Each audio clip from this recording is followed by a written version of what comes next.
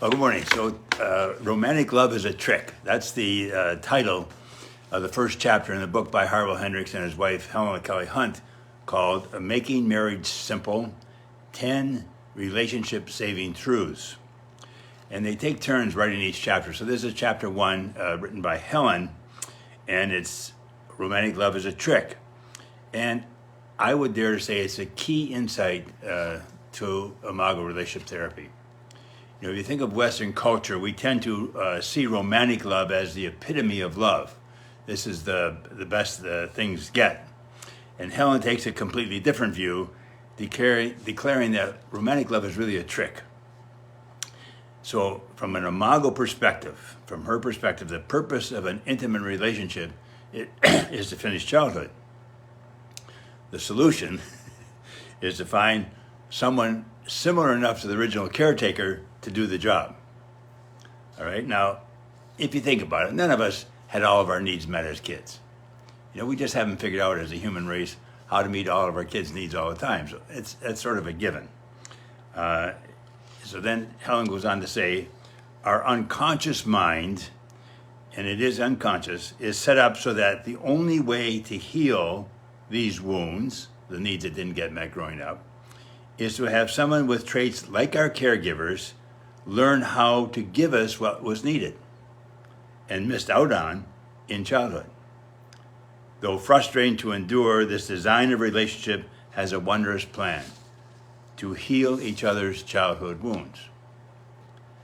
Now, they're not alone. Other writers, philosophers, theologians see the universe as evolving towards more wholeness, ultimately more love. Obviously, looking around the world today with the wars in Gaza and Ukraine and Sudan, and look at climate change and everything else that's going on, it might be hard to see how evolution is moving in the universe in the direction of wholeness, of being more kind, more caring, more loving. But we have made some strides over the centuries.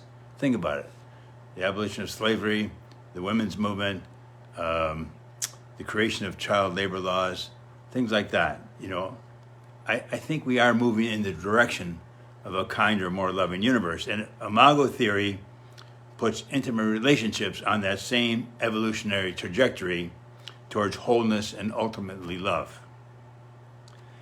Now, let me play the devil's advocate for you, especially for you doubters about this.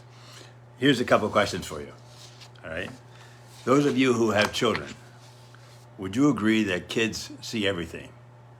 They're very observant little creatures.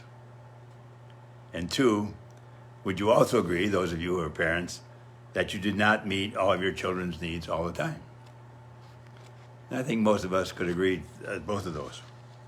So Imago's great insight is that children, observant little creatures that they are busy creating a picture, an image, an imprint, the Imago is a Latin word for image, of the person who loves me, who takes care of me, who meets all my needs. Remember, kids are very observant. And because parents aren't perfect, just as you're not perfect, I'm not perfect, inevitably kids see both sides of the picture, the good and the not so good. So their imprint, their Imago, will have both positive and negative traits, just as their caretaker had positive and negative characteristics. So the tricky part then of romantic love is to find someone among the 8 billion inhabitants of planet Earth similar enough to the original caretaker to finish childhood, to get the needs met that weren't met that well when we were children. So that's the key insight, I think, of Imago. Now, in the romantic love phase of a relationship, it's a positive. You know, here's the good news and bad news. In the romantic love phase of a relationship, it's the positive traits that attract two people to each other. And that is what, in Western culture, Western culture proclaims that's what love is all about. From an Imago perspective, the romantic love phase of the relationship is a stage. It's supposed to happen, but it's supposed to end. Its job is to get two basically incompatible people together long enough to hook them. And it does that by putting the focus on the positive traits of the person we are wooing. That's the trick of romantic love, and we get hooked. All I'm saying is eventually the negative traits show up, and then the real work begins, fixing the negative stuff from childhood. All right, so here's 2 more questions for you, and again, especially for you doubters. Those of you in a committed relationship, those of you who have a partner, why are you with the person you're with? It's not my question, is it? Like, think about it. Most men will have met many other women by the time they get into a serious relationship, and most women will have met other men. So why the one you're with, rather than 15 others? That's the first question. Second question is, can you remember when the first time you met? Everyone I asked that question to can. Everyone. You know, I can't remember what I did yesterday, but I can remember 50 years ago when I first met Crystal. So what's going on? And I think on an unconscious level, we recognize someone familiar. Someone who has some or many of both the positive but also the negative traits of our family of origin, and we fall in love.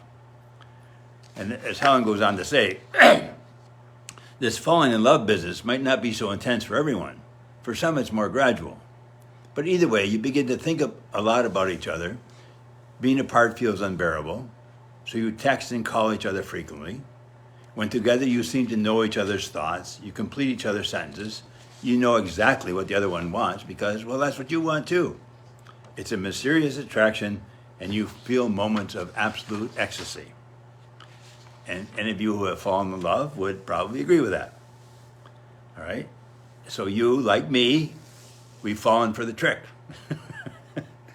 And now comes the harder part, dealing with the negative traits that inevitably show up in any committed relationship. So look, that's where we'll start next week, chapter 2, incompatibility is grounds for marriage. All right? Have a great week. See you next week. Cheers.